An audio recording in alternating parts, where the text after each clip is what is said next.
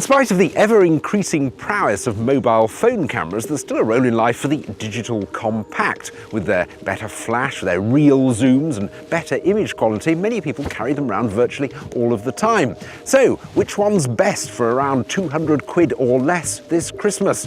Well, I popped up here to a rather wintry Hampstead Heath to find out.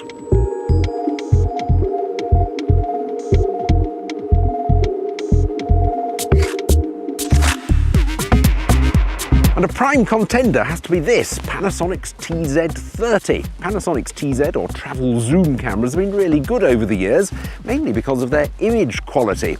This one's no exception. You get very good, almost painterly HDR quality in your landscapes and portraits and very little blue fringing. This one now is a bit thinner for improved pocketability, and it's got a 20 times zoom. And it's fast to operate, it's got quick autofocus.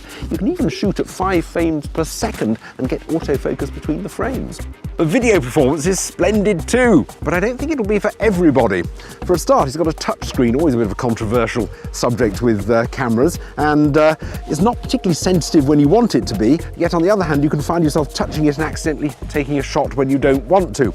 More importantly, the images quickly get noisy at high ISO settings. The camera knows it's not very good at these, so left to its own devices, if you're shooting without flash, it'll tend to select low ISOs and longer shutter speeds, which even the optical image stabilization can't entirely compensate for, so you tend to get quite a bit of blur in shots when you're not expecting it.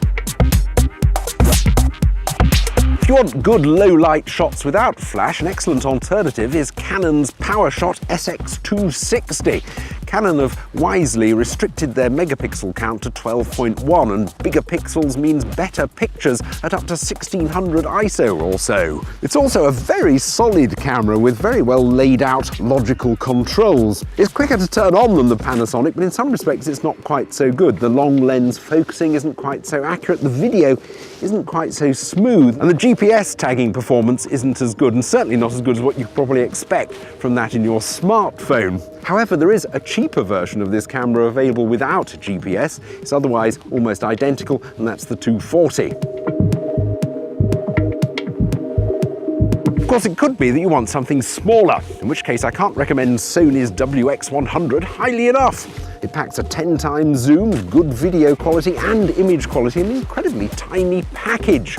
It's not perfect, the shutter button is overly sensitive and it doesn't feel terribly solidly constructed, but it's been around for a few months now, so it's a good value, well under our £200 price limit with cashback. If you miss your smartphone's ability to email your photos or upload them quickly to Facebook, then I think you should consider one of Samsung's Wi-Fi enabled cameras. I think the bargain of the range is this, the ST200F. It's slim, it's attractive, it's got a 10 times zoom, and although the picture quality isn't as sparkling as some of the other cameras here, that connectivity is very easy to use. It's a real bargain, it's only just over £100. It's certainly a lot cheaper than one of those fancy Galaxy cameras. And finally, a tough option. Now, tough cameras normally involve quite a few compromises, but there are impressively few with this Olympus TG820.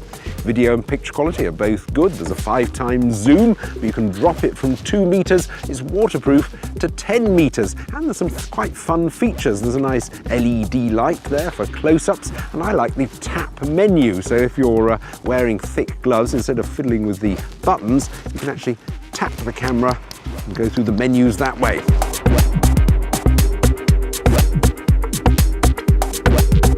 So a good selection of reasonably priced options here, I think. Which one's my favourite? Well, I'd be tempted to take the TZ30, but I think the low-light performance of the Canon just trumps it for me. So my favourite this Christmas in the compact camera market under £200 is Canon's SX260.